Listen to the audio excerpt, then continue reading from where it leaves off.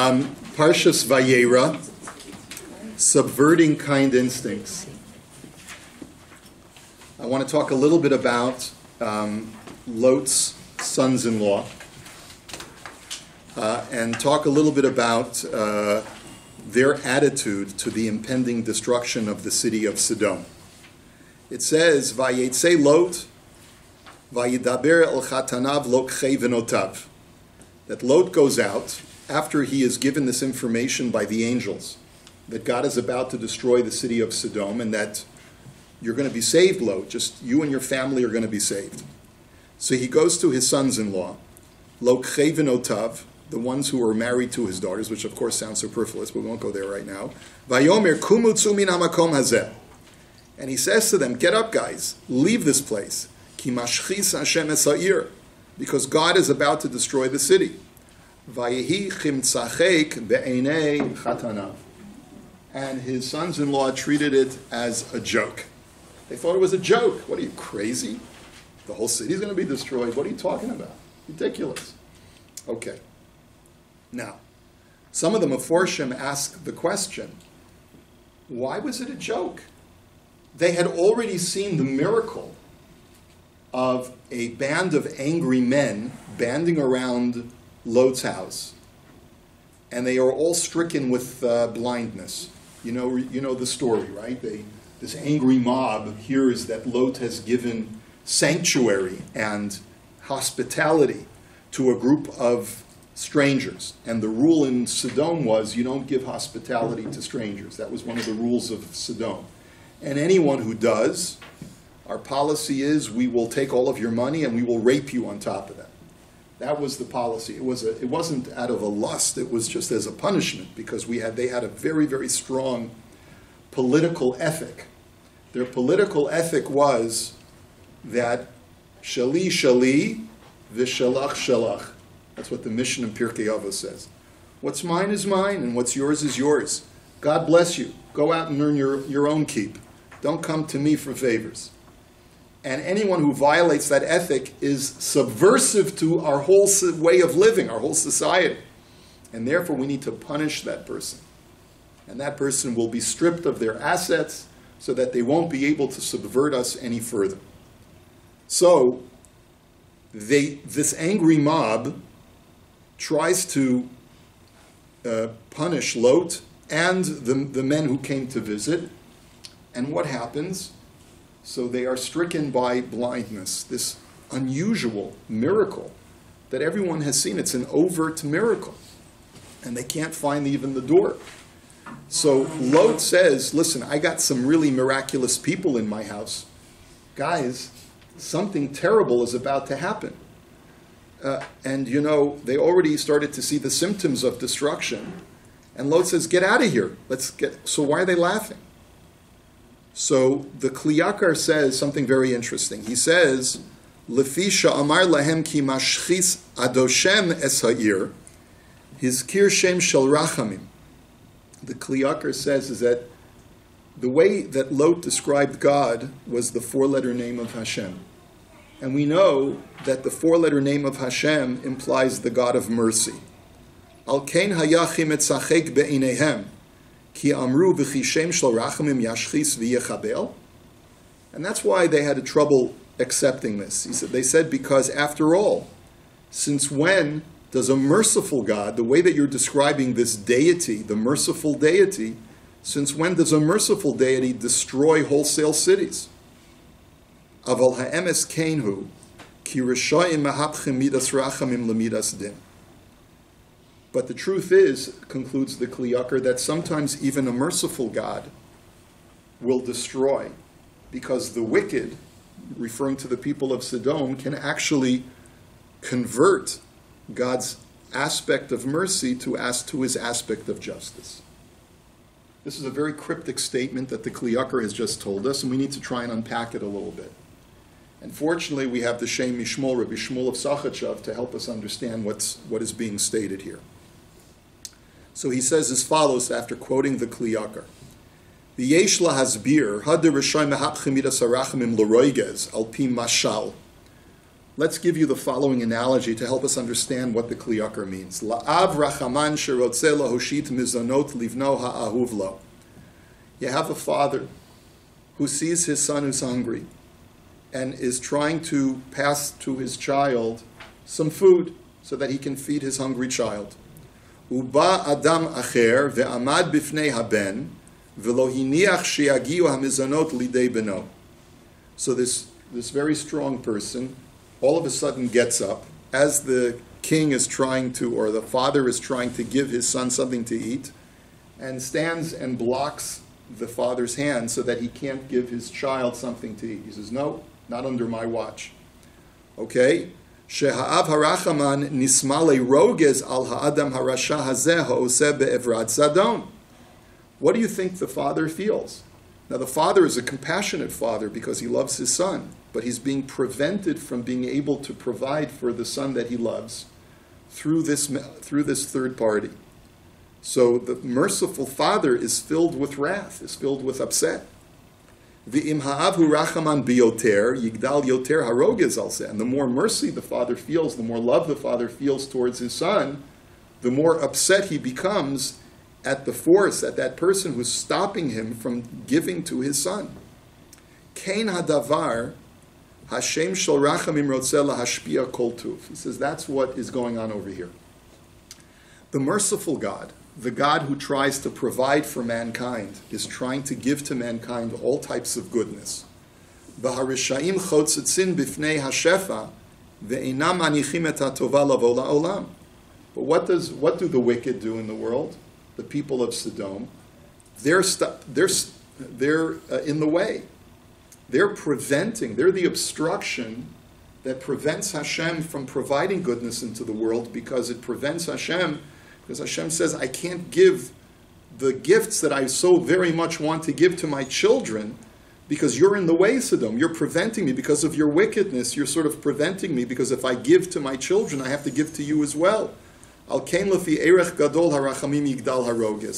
the reason why the more love that God has, the more rachamim that God has, the more angry God has at the wicked who are preventing Hashem from providing for the rest of mankind. So therefore, the anger only intensifies the more there's rachamim. And that's really, on a deeper level, what the Kli Yakar is trying to say, is that this is what was going on. How could a merciful God destroy Sodom? Because I'm removing the impediment that's preventing me from being merciful to the rest of mankind. Uviyichud yuvnu hadvarim be'anshei Sodom, shahayu ra'im v'chateim ma'od, v'amru nishakach et haregel mi beinenu.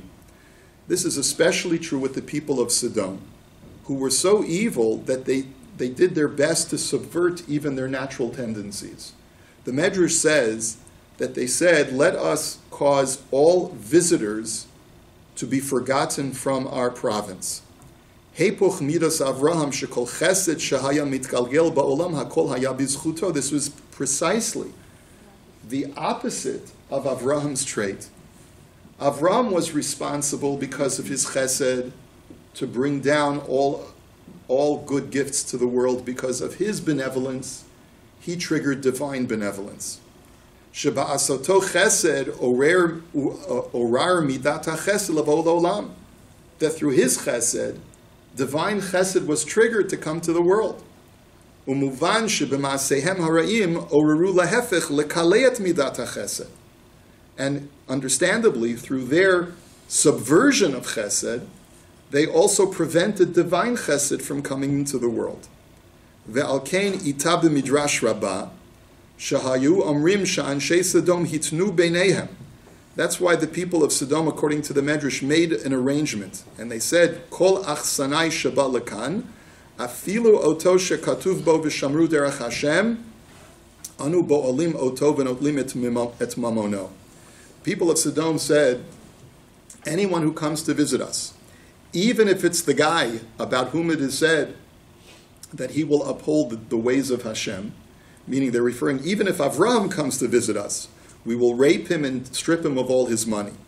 Ki hayu hafachim legamre la'Avraham Avinu. Their whole objective was to try to counteract that which Avraham was doing. Ad sheshachachu legamrei mashe Avraham Avinu asa imaham b'milchemet hamelachim. They totally forgot, or they allowed themselves to forget, all of the kindness that Avraham had shown them when he was able to recapture the city of Sodom. They saw who Avraham was. V'alken kol midat hachesed she'orer Avraham Avinu levo la'olam nehevcha lahem l'rogez kena. And therefore, all of the chesed that was triggered because of Avraham was converted to wrath against the people of Sodom, because they were actually trying to obstruct all of the divine chesed that Avraham had triggered. Like two opposing forces. Hashem says, stop it already, people of Sodom. Look at all that Avraham is bringing into the world. Benevolence, kindness. And the people of Sodom say, no, that's not how we want the world to function. We want every person to earn his keep. We want every person to be on their own. We're not interested in the weakness of the Jew, like Nietzsche talked about how, that we have to be compassionate and sensitive and kind and caring about those who are less privileged than us, right? That's weakness. And everyone has to be shown how to take care of themselves. And the survival of the fittest, And that's why they felt that we will completely subvert this type of attitude that Avram is bringing into the world. Anyway, and then he goes into a larger discussion about how the reason why Sodom was so deserving of destruction, even though there were even worse nations at the time of Sodom, there were even more evil and corrupt city-states in the ancient world, even worse than Sodom. So why does Sodom singled out? So the Ramban says it's because they were specifically in Eretz Yisrael. And because Eretz Yisrael is designated as the place for Avram Avinu, and as a place of chesed, as a place of compassion, Sodom is only amplifying their renegade activity. And therefore Hashem is very, very upset with them even more. And then finally he just points out that La'asid Lavo, Sodom will be restored to its beautiful state, because it is, of course, ultimately part of Eretz Yisrael. And I'll let you go through the rest of it yourself. But I think that some of the messages that we can draw from that are clear. We have to remember that even within this crazy political landscape that we find ourselves in, we can't lose sight of the traits that make us the Jewish people. And the traits that make us the Jewish people are to be Baalei Chesed, Baalei Rachamim. And even though there may be political movements that are very justifiably upholding the need for everyone to take care of themselves, we have to know that within every political movement there's good, and within every political movement there's bad also. And we have to never lose sight of the fact that our function as the Jewish people is to uphold the banner of Avraham Avinu, and to always make sure that we try to trigger that divine light of chesed into the world. That's our function.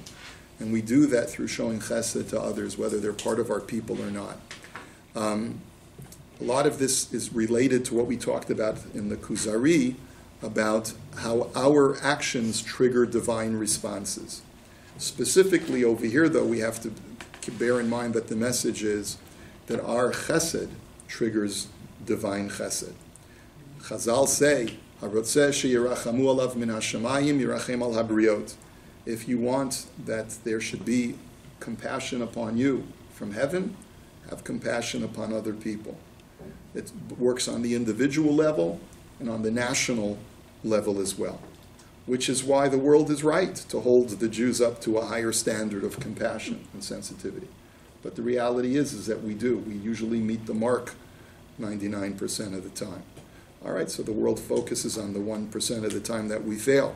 All right, that's why there's anti-Semitism. There's anti-Semitism because subconsciously the world realizes that we do have this higher calling. But ultimately, let's not focus on the anti-Semitism, but rather let's focus on what we can do to make the world a better place. Have a great day, everybody. A good week. Did you make an announcement about Shir tonight. Introduction to the Talmud for women only.